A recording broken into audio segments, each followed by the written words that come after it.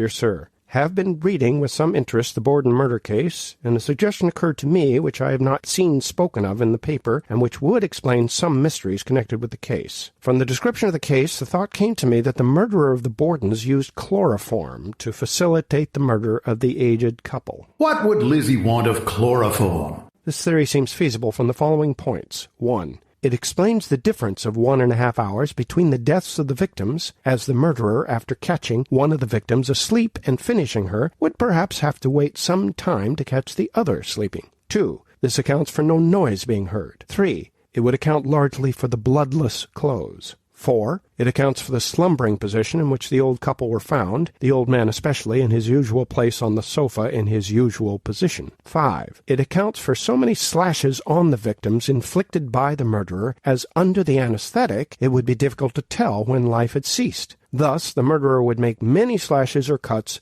to make death sure. Mr. Johnson, a legal friend of mine, suggested to me that I acquaint you with this theory. Should it prove of any benefit to you, I should be pleased to know it. Respectfully yours, Dr. M. Park, Dentist. Address me at number 526 Front Street, Toledo, Ohio. P.S. I might add, if such were the case, post-mortem examination of the stomach would develop nothing. Yours, M.M.P. What would Lizzie want of chloroform?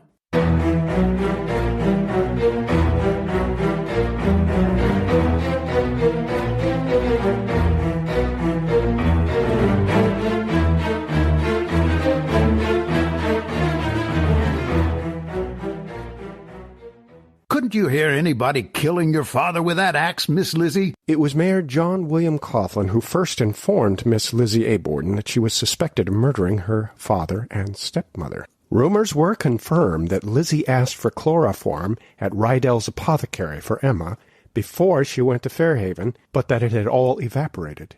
The noise must have sounded like a person chopping meat.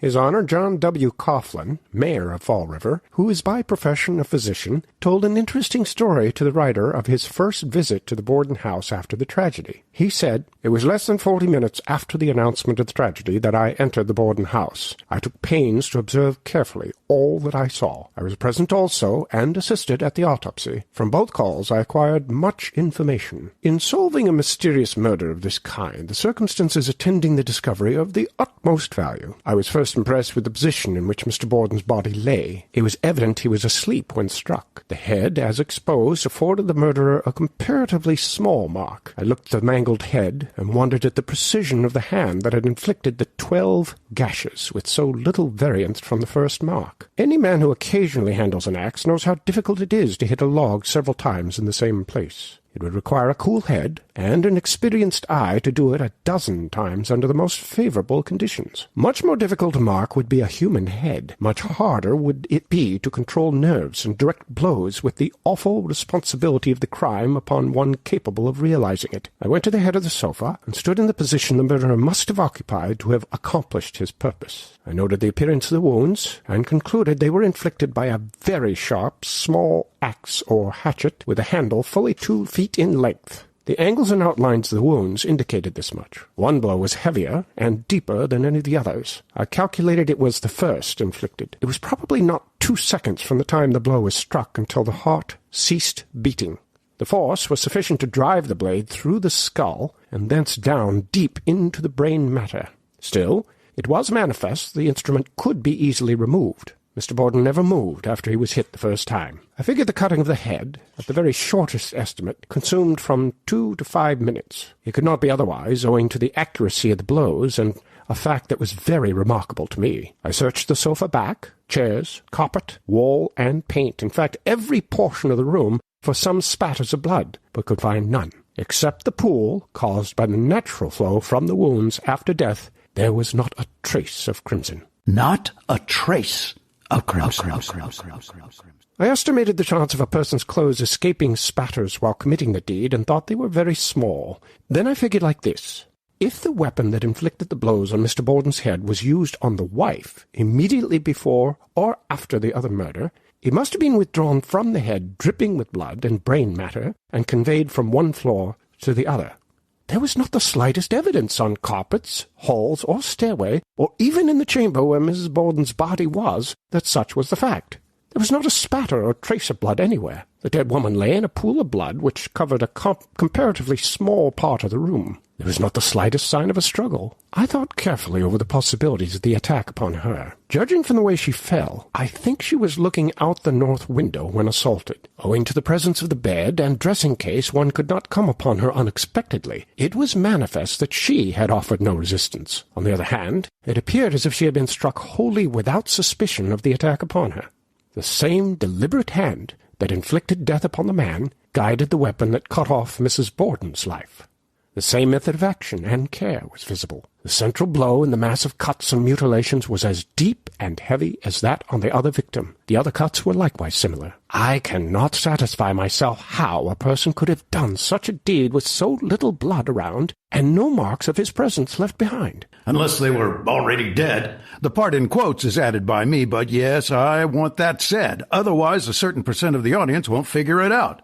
It must have taken at least 10 minutes for the completion of both murders. I think the chances are, however, that they could not be done in less than 15 minutes. So it is apparent that if the murderer entered the house by the front door, he must have done so at almost the same minute Miss Lizzie went out to the barn. And likewise, he must have departed but a few minutes, at least, before her return to the house, when the tragedy was discovered and the neighborhood informed. Mayor Coughlin said in concluding that the city would do everything possible to solve the mystery. When asked if he thought it possible that Mrs. Borden might have been killed as early as 9 o'clock, he replied that it was certainly possible, judging from the post-mortem condition. Horrors Fill. Boston Globe, August 6, 1892.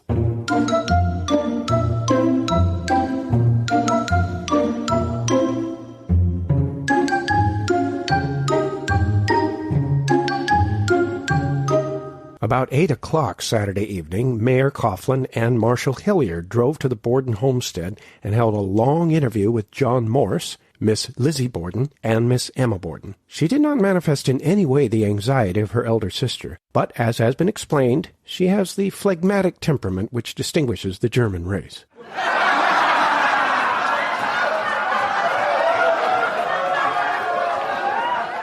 "When did you last see your mother, Miss Lizzie?" inquired the mayor. "I don't think I saw her after 9 o'clock. She went upstairs to put shams on the pillows." "Couldn't you hear anybody killing your father with that axe, Miss Lizzie?" asked the mayor. "The noise must have resembled the noise made by a person chopping meat." Ow! Ouch! Ow!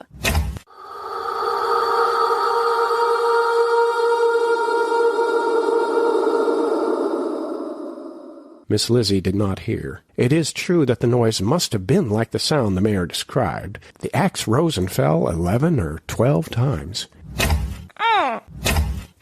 It cut deep through flesh and bone. Ow! Was withdrawn and cut deep again. Ow! And again.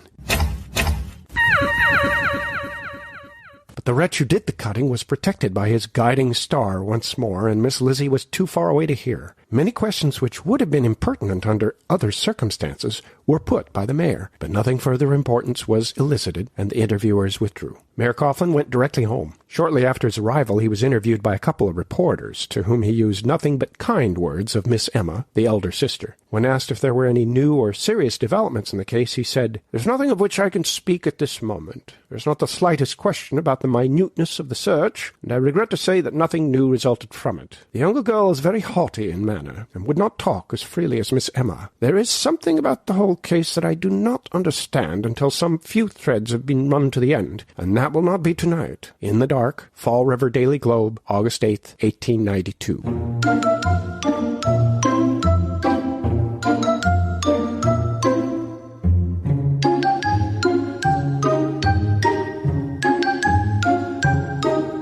Lizzie Borden may have committed this terrible crime, but until something in the way of evidence more than has already been shown is produced, the people will not believe that a daughter who, as far as anyone knew, loved her father, would murder him with a weapon she was not strong enough to handle, striking blows that she was too weak to inflict. It is said that she is calm, and consequently must have had a hand in the crimes. How long is it since a demonstration of nervousness has been considered as evidence of weakness? Springfield Union.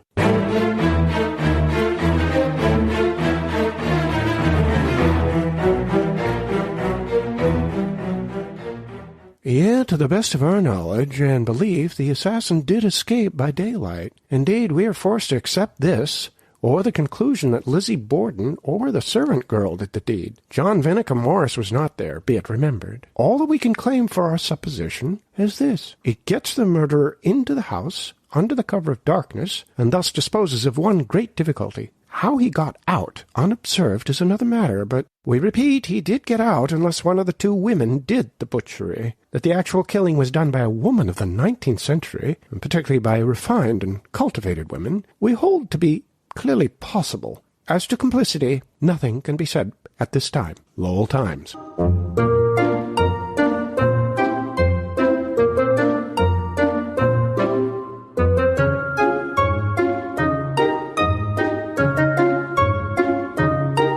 This is one of the many mysterious cases. If the murderer ran out of doors with a blood-dripping axe, it would seem as if there would be some blood somewhere to be found.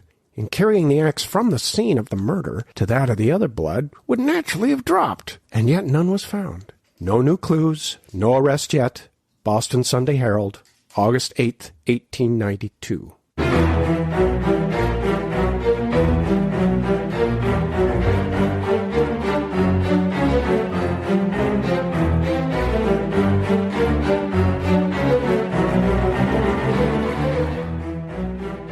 You've been listening to the autopsy result of Andrew and Abby Borden by the mayor of Fall River, Dr. John Coughlin, from the Lizzie Borden trial, played by David Loftus. Originally published in the Boston Globe, August 6, 1892, and selected from the Jennings Journals, published by the Fall River Historical Society. Special guest appearance by radio and DJ Jack Cohn. All other voices were played by David Loftus, the man of 1,000 voices. Produced by Kate Lavender. Music in order of appearance was Gloria in Excelsis by Rafael De Leonardo, Disturbed Anxiety by E. Bunny, and Cute Puzzle Game by Roman Kono. Introductory letter about chloroform from dentist Dr. M.M. Park was selected from the Knowlton Papers and published by the Fall River Historical Society. Please visit the website of LizzieAndrewBorden.com for all things Lizzie Borden old and new. For a video cast of this podcast with subtitles, check out Lizzie Borden Audio on YouTube. Your monthly donations help pay for the continuation of compelling audio productions, like the Nellie McHenry interview with Bridget Sullivan, and the grand jury interview with Alice Russell, and the infamous inquest of Lizzie Borden, as well as 13 others, including the preliminary testimony of Bridget Sullivan, with over 1,000 questions. No other podcast has the actual trial testimony of the trial, carefully curated for listeners like you without ads. I'm Don Sharp, and I'll see you in the next one.